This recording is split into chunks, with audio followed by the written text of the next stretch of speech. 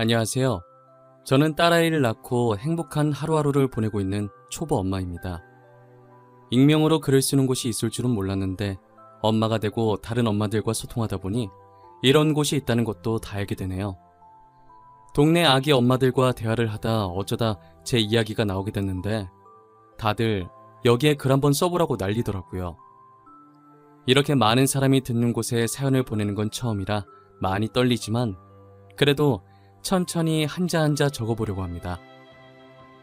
저는 서울 번화가에 조그만 옷가게를 운영하고 있었어요. 돈에 대한 크게 욕심은 없었고 그냥 제가 재밌어서 자기만족으로 하고 있었죠. 제가 옷가게를 시작하게 된 데에는 부모님 영향이 컸어요. 저희 가족이 옷가게를 조금 크게 했었거든요. 연예인들도 드라마나 화보 촬영에 입고 나올 정도로 유명한 옷가게였어요. 제가 옷가게 오픈하기 전엔 부모님 따라다니면서 스튜디오에 옷 배달도 하고 그랬어요. 아무래도 저희 부모님께서 연예인 코디들이랑 친하시다 보니 급하게 화보 촬영하면서 옷이 필요할 때마다 저희 부모님께 연락해서 제가 대신 배달해주곤 했었거든요. 제가 워낙 친화력이 좋아서 스튜디오 직원들이랑 친했었어요. 그 중에서도 제일 친한 직원이 있었는데 저랑 나이대도 비슷해서 더 친근한 느낌이 있었던 것 같아요. 그분도 옷에 관심이 많아서 옷가게에서 일하다가 이 스튜디오로 이직을 했다고 하더라고요. 이렇게 공통 분야도 있으니 말도 잘 통해서 스튜디오 가면 이 직원 옆에만 붙어서 구경했었어요. 유독 저와 그 직원을 아끼던 실장님이 계셨었어요. 실장님은 저와 직원을 어떻게든 엮어보려고 난리였죠. 저희는 그 당시만 해도 절대 그런 사이 아니라고 손사래치기 바빴었는데 이렇게 결혼까지 하게 될 줄은 꿈에도 몰랐어요. 저도 남편과 결혼할 때쯤 알게 된 사실이 있었는데요. 저희가 처음 만났던 그 스튜디오가 알고 보니 남편 거였더라고요. 직원들끼리 자유롭게 직급 호칭을 다 떼고 친한 사람끼리는 아예 형동생이라 부르고 다녀서 저는 남편이 대표일 거라고는 생각도 못했었어요. 제가 항상 스튜디오에 가면 남편이 뒤에서 지켜보고 있었단 말이에요. 저는 선배들이 하는 거 보고 배우는 단계인가 보다 했었거든요. 그러다가 처음으로 남편이 일하는 모습을 보게 된 날이 있었어요. 일하는 모습은 처음 봐서 색다른 느낌의 남편을 멍하니 바라만 보고 있었어요. 실장님은 슬쩍 제 옆에 서더니 대표 일하는 모습 보면 어떠냐고 물어보는 거예요. 은비씨, 박 대표 일하는 모습 보니까 어때? 일하는 거 처음 보지 않나? 대표님이요? 대표님 오셨어요? 그러고 보니 저 여기 진짜 많이 왔었는데 그동안 대표님 얼굴 한 번도 본 적이 없네요. 어디 계세요? 에이, 은비씨 장난치는 거지? 곧 남편 될 사람이 대표니까 괜히 민망해서 그러는 거지? 그치? 이거 장난 아니면 진짜 심각한 거야. 장난 맞지? 응? 네?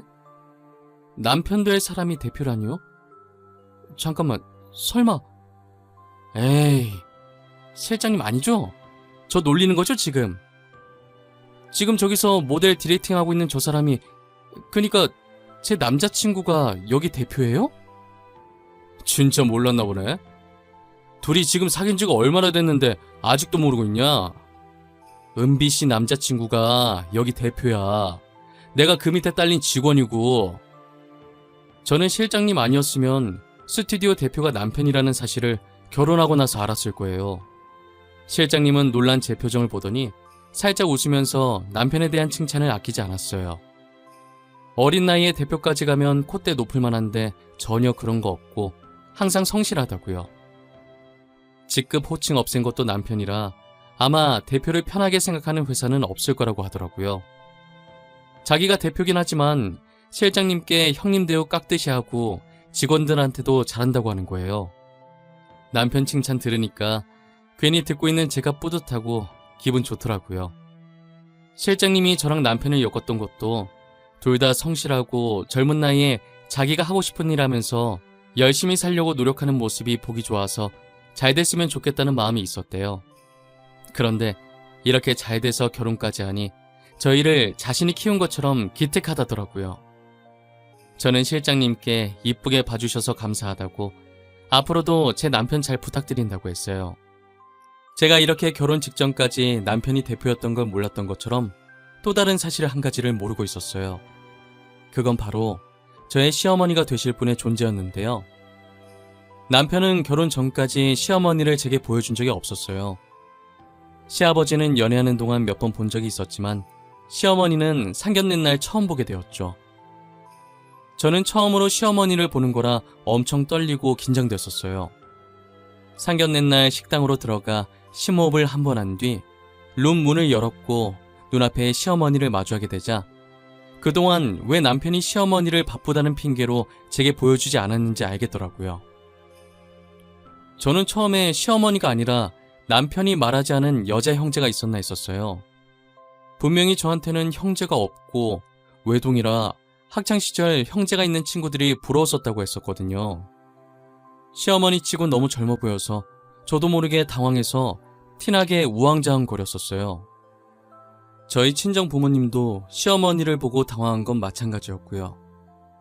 사람 면전에 대고 이렇게 티내는 거 예의가 아닌 걸 알지만 몸이 제 마음대로 따라주지 않았어요. 그런 제 모습을 보고 시아버지께서는 사람 좋은 미소를 지으시며 시어머니가 너무 젊어서 놀랬냐면서 충분히 당황할 수 있다고 저를 이해해 주시더라고요. 아무래도 우리 새아가가 시어머니 될 사람이 너무 젊어서 놀랐나 보구나. 또래 같아 보이는데 시어머니라고 하니 충분히 당황할 수 있지. 괜찮아, 이해해. 죄송해요. 이렇게 당사자 앞에서 티내는 거 예의가 아닌 걸 아는데 진짜 죄송해요. 괜찮아요. 당황하실 수 있죠. 저라도 그 입장이면 당황했을 거예요. 이 사람이랑 저는 3년 전에 재혼했어요. 둘이 결혼할 사이인데 아직 성민이가 이런 말은 안 했나 보네. 알고 보니 시아버지께서 5년 전에 이혼하시고 지금의 시어머니랑 3년 전에 재혼을 하셨더라고요. 시어머니와 저의 나이 차이는 불과 6살밖에 차이가 나지 않았어요. 저보다는 시어머니가 나이가 더 많다는 것에 안도를 해야 하나 싶지만요. 저희는 상견례 내내 서먹서먹한 분위기였지만 그래도 별다른 사고 없이 잘 마쳤어요. 상견례 마치고 집으로 돌아오는 길 부모님은 다시 천천히 생각해보라고 하더라고요. 아무리 봐도 언니 같은 나이 어린 시어머니가 불편하지 않겠냐고 하면서요. 저도 젊은 시어머니가 마음에 걸렸긴 하지만 어차피 결혼해서 시부모님이랑 살 것도 아니기에 남편 하나만 보고 결혼을 결심했어요. 저는 시부모님과 따로 살기도 하고 시어머니께서 젊으니 시집살이 같은 건 안 시킬 줄 알았어요. 오히려 언니 동생처럼 지내면서 사이좋게 잘 지낼 수 있겠다는 생각을 했었죠. 하지만 시자는 시자인지 어려도 시어머니 짓은 하려고 하더라고요. 한 번은 제가 일하는 옷가게에 찾아오더니 옷 구경을 하기 시작하는 거예요. 아무래도 제 옷가게에 있는 옷들은 전부 다 제가 직접 발품 팔아 판매하는 것이니 저와 나이대가 비슷한 시어머니께는 제격인 옷가게였던 거예요. 한 바퀴 돌면서 옷 구경을 하다가 다시 처음으로 돌아가서 자기가 받은 옷들을 자신의 팔에 하나씩 쌓아 올리더라고요. 그러더니 옷을 그대로 가져가려고 하시는 거예요. 저는 급하게 시어머니를 불러 세웠고 시어머니는 뭐냐는 듯이 쳐다보더라고요. 어머님, 지금 뭐 하시는 거예요? 그 옷들을 왜 가지고 가시는 건데요? 아, 이거 내가 입으려고 가져가는 거지. 당연한 거 아니야? 너 설마 가족끼리 돈 받고 가지고 가라 이러려고 한 건 아니지? 그래도 파는 옷인데 제가 이 옷들 따로 발주 넣어서 가져다 드릴게요. 다 잘 나가는 제품들이라 손님들이 많이 찾으셔서 일부러 발주 넣은 것들이거든요. 오늘 찾으러 온다는 손님도 있었고요. 나한테 주기 싫어서 일부러 거짓말 치는 거 아니야? 그럼 나 진짜 서운할 것 같아. 아니에요. 여기 택 보세요. 김준 고객님이라고 적혀 있잖아요. 진짜 예약 상품이에요. 제가 어머니께서 고른 옷들 새로 발주 넣어드릴 테니까 모레 다시 와주세요. 시어머니는 이렇게 종종 제 가게에 와서 자신이 원하는 옷을 마음대로 가지고 가는 건 기본이고 이젠 아예 나오기도 귀찮은지 전에 받은 게 있다고 저한테 직접 배달해달라고 심부름도 시켰었죠. 시어머니는 저를 귀찮을 때마다 부려먹는 자신의 심부름꾼으로 아는 것 같았어요. 자기는 시아버지 돈으로 집에서 탱자탱자 놀면서 일하고 있는 제게 심부름을 자주 시켰었어요. 저는 혹시라도 시어머니 말을 거역하면 제 행동 때문에 남편한테까지 피해갈까봐 시어머니께서 하라는 대로 다 해줬었어요. 제가 자기 시키는 대로 다 해주니까 계속 부려먹으려고 하더라고요. 사소한 것 하나까지 제게 부탁하려는 모습이 마치 저를 부려먹지 못해 안달난 사람 같았어요. 여느 때처럼 제가 옷가게에서 일하고 있었는데 시어머니께 전화가 왔더라고요. 또 무슨 심부름을 시키려고 저러나 싶어서 대충 대답하면서 받았어요. 그런데 시어머니께서 평소랑 다르게 다급하게 집으로 오라고 하더라고요. 아가, 내가 지금 다리를 다쳐서 움직일 수가 없어. 조금만 움직여도 뼈가 아픈 느낌이야. 빨래랑 청소가 밀렸는데 안 바쁘면 우리 집에 잠깐 와줄 수 있니? 다리 많이 다치신 거예요? 어쩌다가 다치신 거예요? 아예 못 움직이는 거예요? 병원은 갔다 왔어요? 병원 갔다 왔고 지금 너무 아파서 못 움직이겠어. 접시 꺼낸다고 의자 위에 올라갔다가 의자 흔들려서 넘어졌지 뭐야. 당장 부를 수 있는 사람이 너밖에 없어서 이렇게 전화했어. 알겠어요. 금방 갈게요. 다리 덧날 수도 있으니까 아무것도 하지 말고 가만히 계세요. 빨래랑 청소만 하면 되는 거예요? 제가 지금 가서 해드릴게요. 저는 시어머니가 다쳤다는 소리에 놀라서 가게 문을 닫고 급하게 시댁으로 향했어요. 집에 도착하니 시어머니께서는 다리에 붕대를 감고 거실 소파에 앉아 TV를 보고 있더라고요. 제가 들어오는 것을 보고 웃으면서 소파에서 일어나려고 하시길래 움직이지 말라면서 다시 앉혔어요. 저는 곧장 팔을 걷어 올리고 한쪽에 쌓여있는 빨래부터 세탁기에 넣고 돌리기 시작했고, 빨래가 돌아가는 동안 집안 청소를 했어요. 청소가 끝나니 딱 맞게 빨래도 같이 끝나더라고요. 저는 빨래가 끝나자마자 꺼내서 널어주고 조금 쌓여있는 설거지까지 해줬어요. 제가 설거지를 하고 가뿐한 마음으로 뒤돌았는데 시어머니께서 돌아다니고 계시는 거예요.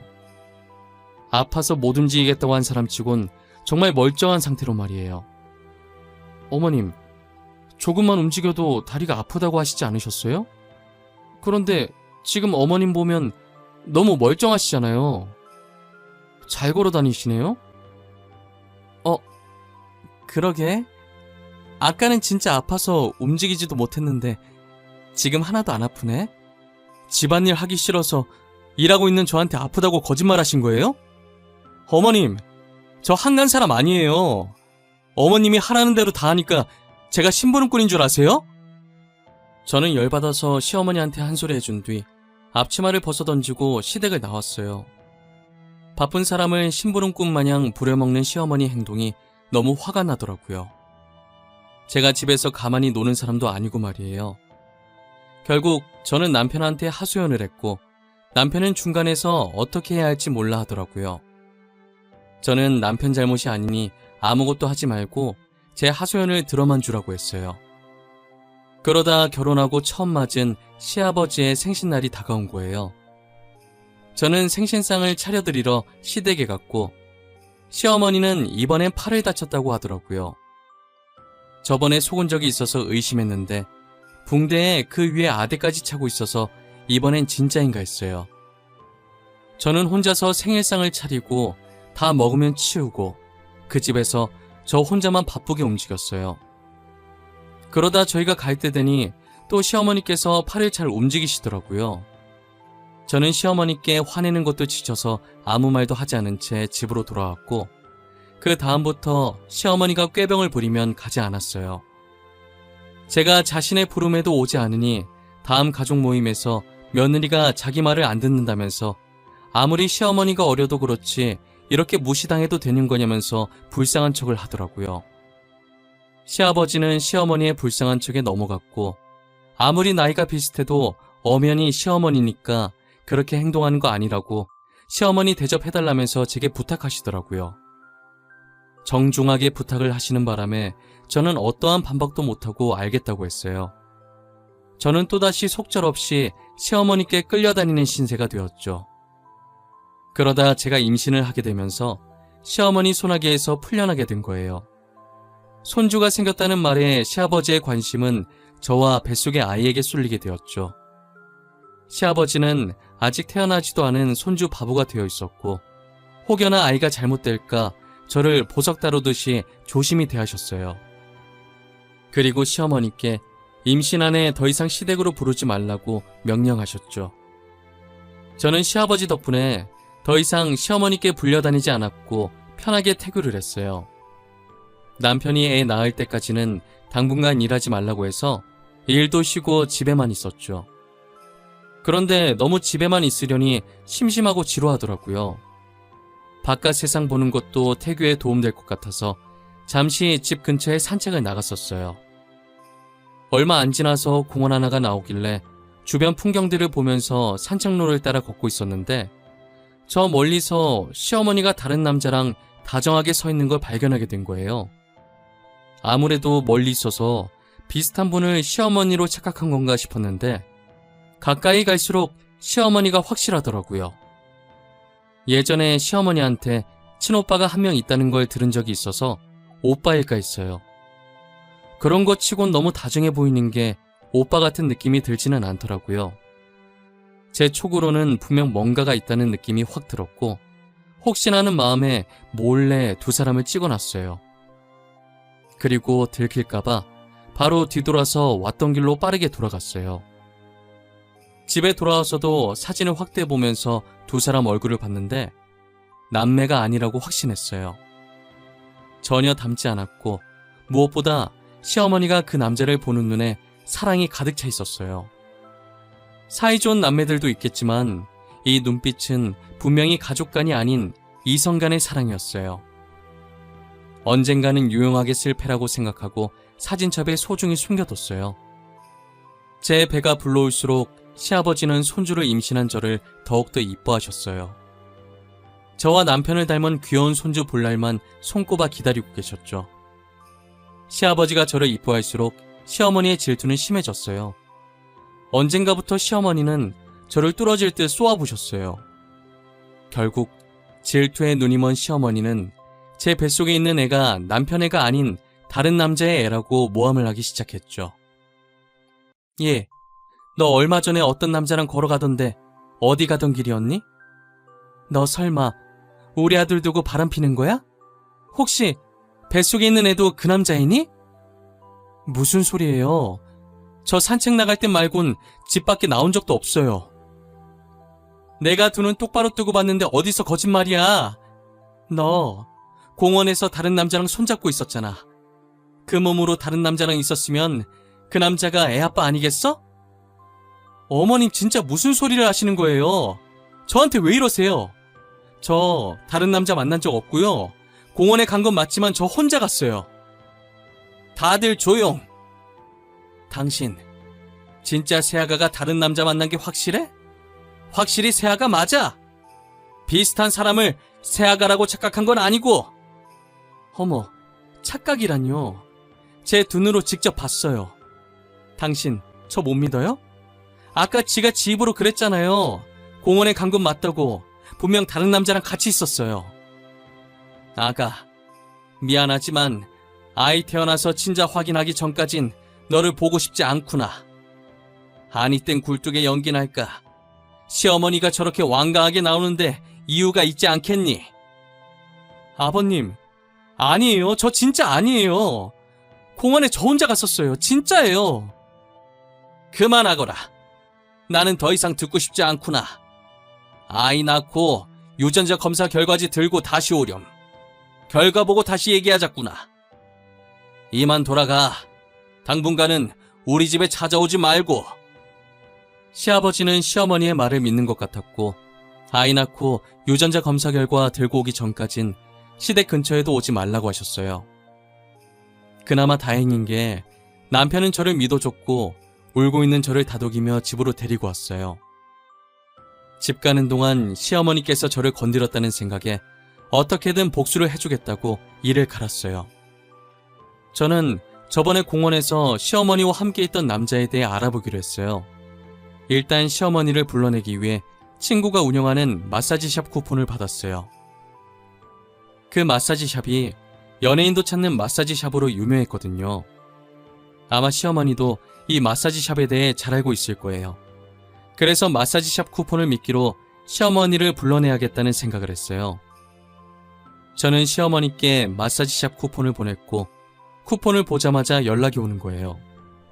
이거 자기가 하는 마사지샵 맞냐고, 연예인이 가는 곳 아니냐면서 날아갈 듯한 목소리로 말하더라고요. 저는 시어머니 말에 그 마사지샵 맞다고, 쿠폰 어렵게 구한 거라면서 저번에 오해하신 게 있으신 것 같다고 마사지 받으면서 오해 풀자고 제안했어요. 시어머니는 제 제안을 받아들였고 저보다 먼저 마사지샵에 와서 기다리고 계시더라고요. 제가 친구한테 눈짓을 하자 친구는 한 자리밖에 나지 않아서 시어머니 먼저 들어가겠냐고 물어봤어요. 시어머니는 아무것도 모른 채 알겠다고 어디로 들어가면 되냐고 자리를 안내받더라고요. 친구는 시어머니의 소지품을 건네받았고 시어머니가 들어감과 동시에 그 소지품을 제게 줬어요. 저는 시어머니를 기다리는 척하면서 겉옷 주머니 속에 있던 시어머니 폰을 확인했어요. 제가 예전에 겪는줄로 시어머니 패턴을 본 적이 있어서 잠금을 손쉽게 풀 수 있었어요. 제일 먼저 메신저로 들어가서 수상한 톡방이 있는지 찾아봤어요. 한 톡방이 여자 이름으로 저장되어 있는데 이름 양옆에 하트가 들어가 있더라고요. 아무리 친해도 친구끼리 하트 쓰면서 저장을 잘 안 해놓거든요. 저는 그 톡방을 들어가 봤고 내용을 보는데 역시나 불륜남이더라고요. 시어머니가 불륜남과 사랑을 나눈 내용을 저장해서 빠르게 제 쪽으로 옮겼어요. 그리고 혹시나 더 건질 게 없나 싶어서 사진첩에 들어가 봤어요. 역시나 사진첩에 둘이서 찍은 커플 사진들이 참 많더라고요. 거기에 있던 사진들도 모조리 제 쪽으로 다 옮겼고 제가 폰을 봤다는 흔적들을 다 지웠어요. 그리고 아무 일도 없었다는 듯 휴대폰을 원래 위치에 넣어두고 소지품을 다시 친구한테 줬어요. 친구는 소지품을 받아서 사물함에 넣어두고 싱긋 웃으면서 제게 엄지를 올리더라고요. 저도 그런 친구 모습에 웃겨서 웃으면서 같이 엄지를 올렸어요. 건질 거 다 건진 저는 친구한테 급한 일 생겨서 먼저 갔다고 시어머니한테 전해달라고 하고 만삭이라 몸은 무겁지만 가벼운 발걸음으로 마사지샵을 빠져나왔어요. 몇 주 뒤 제가 딸을 낳았는데 시어머니한테 복수할 마음에 들떠서 아픈지도 모르고 낳은 것 같아요. 저는 딸을 낳자마자 곧바로 딸 머리카락과 남편 머리카락으로 유전자 검사를 했어요.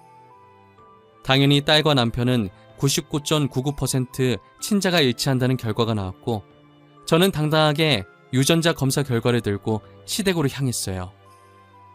시아버지는 제가 가지고 간 검사 결과지를 보고 저희 딸을 반기더라고요. 그리고 시어머니께 왜 괜한 소리를 해서 저한테 상처 주냐고 한 소리 하셨죠. 아이고 우리 강아지, 당신은 왜 괜한 소리를 해서 새아가한테 상처를 줘? 뭐를 봐? 확실해? 당신 시간 날 때 라식 수술이나 해. 눈이 잘못돼도 한참 잘못됐어. 그럼 아이 가진 상태로 바람 폈나 보죠. 저는 제대로 봤다고요. 시끄러. 뭘 잘했다고 큰소리야. 당신 때문에 괜히 우리 손녀만 잃을 뻔했네. 며느리한테 제대로 사과해. 알겠어? 사과했는지 안 했는지 내가 확인할 거야. 아, 그리고 아버님, 제가 아버님께 보여드릴 게 하나 있는데요. 이거 보고 놀라지 마세요. 저도 처음에 보고 많이 놀랬거든요. 저는 시아버지께 저번에 공원에서 시어머니가 다른 남자와 나란히 있던 모습이 찍힌 사진을 내밀었어요. 시아버지는 사진을 보자마자 이게 뭐가 문제냐는 식으로 물어보시는 거예요. 놀라지 않는 시아버지 모습에 저는 당황했고 시어머니는 그 사진을 보고 얼굴이 새하얘지더라고요. 시어머니께서 모르는 남자랑 있는데 놀랍지 않냐고 하니 이 남자 시어머니 친오빠라고 아무래도 제가 잘못 오해한 것 같다고 하시는 거예요. 그래서 저는 시어머니 휴대폰에서 가져온 불륜 증거들을 보여줬어요. 시아버지는 다른 증거들을 보더니 온몸을 부들부들 떠시더라고요. 너무나도 확실한 증거들에 시어머니는 그 자리에서 굳어서 아무것도 하지 못했고 시아버지는 천천히 고개를 돌려서 시어머니를 쳐다봤어요. 시어머니는 시아버지와 눈이 마주치자마자 납작 엎드려서 빌더라고요. 변명할 여지가 없는 증거들이니 시어머니는 비는 것 말곤 방법이 없었어요. 시어머니는 돈을 노리고 일부러 시아버지께 접근을 한 것이었고 불륜남과 함께 시아버지 돈을 빼돌릴 생각이었어요. 하필 그 내용들이 메신저에 다 남아있었던 거예요.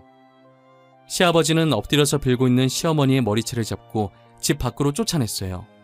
시어머니는 밖에서 문 열어달라고 손으로 두드리고 발로 차고 난리였어요. 시아버지는 창고 쪽으로 가더니 강아지 똥이 담긴 통을 들고 나오는 거예요.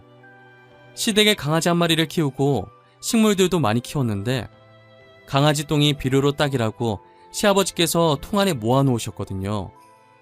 저는 설마 하는 마음으로 강아지 똥 담긴 통을 가지고 나오는 시아버지를 바라봤어요. 설마가 사람 잡는다고 현관문을 열자마자 강아지 똥을 시어머니에게 부어버리더라고요.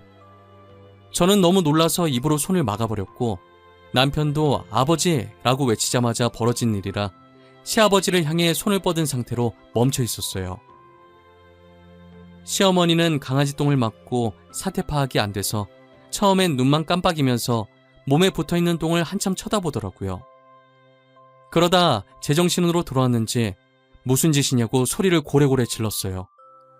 시아버지는 들고 있던 통을 시어머니 머리에 씌웠어요. 당신 미쳤어? 이거 강아지 똥 아니야? 아, 냄새. 이게 뭐하는 짓이야? 너한텐 강아지 똥도 아까워. 강아지 똥은 비료로라도 쓸 수 있지. 너는 재활용도 안 되는 쓰레기야. 당장 꺼져. 우리 집 근처에도 얼씬거리지 마. 다시 내 눈앞에 띄어봐. 그땐 강아지 오줌 뿌려줄라니까. 시아버지는 소리 지르는 시어머니를 무시하고 손을 탈탈 털면서 현관문을 닫았어요. 그러더니 뒤돌아서 저희를 보더니 배 잡고 박장대소를 하더라고요. 방금 시어머니 꼴 봤냐면서 똥 뒤집어 쓴 거 보니까 웃기다고 하면서 거실로 들어오셨어요. 그리고 제게 증거 사진들 다 자기 쪽으로 넘겨달라고 하시더라고요. 시아버지는 제게 증거 사진들을 받으시고 이혼 소송을 하려고 변호사를 알아보셨어요. 최고 엘리트 변호사에게 이혼 소송을 맡겼고 가만히 있어도 변호사가 알아서 다 해주니 시아버지께서 따로 하실 건 없었어요. 시아버지는 가만히 앉아서 편하게 시어머니와 불륜남에게 위자료를 받았어요. 그리고 그들에게 받은 위자료는 제게 그동안 고생했다면서 용돈으로 주셨죠. 시아버지께서는 오래 살다 보니 이런 일도 다 겪어본다면서 하나의 해프닝이라고 생각하셨어요. 지금은 저희 딸을 봐주면서 행복한 하루하루를 보내고 계세요. 남편과 저도 일상으로 돌아와서 각자 자리에서 열심히 살고 있고요. 시아버지께서 상처를 안 받으시고 그저 통쾌하시는 게 보기 좋았어요. 시어머니의 불륜을 밝혀내면서 혹시나 시아버지께서 상처받으면 어쩌나 걱정 많이 했었거든요. 그래도 더 이상 시어머니를 모시지 않아도 된다니 시아버지만큼이나 저도 통쾌하네요. 저는 아직도 강아지 똥을 둘러쓴 시어머니의 모습이 잊혀지지 않아요. 시아버지께서는 그때 사진이라도 찍어둘 걸 그랬다면서 아쉬워하시더라고요. 정말 사진으로 남겼다면 두고두고 회자될 일이었을 텐데 말이에요. 사람은 정말 마음을 곱게 먹어야 하는 것 같아요. 시어머니도 나쁜 마음을 먹고 있으니 저렇게 된 거 아니겠어요? 제 이야기는 여기서 마무리해 볼게요. 여러분들도 저희 시어머니처럼 나중에 후회하지 마시고 늘 마음가짐을 단정히 하셨으면 좋겠어요. 좋은 생각만 하며 살아도 모자란 시간에 괜히 나쁜 마음 먹었다가 잘못되는 일이 없었으면 해요. 이 사연을 듣고 계신 여러분들도 저희 가족들도 늘 건강하고 행복한 일만 가득하길 제가 간절히 기도하겠습니다.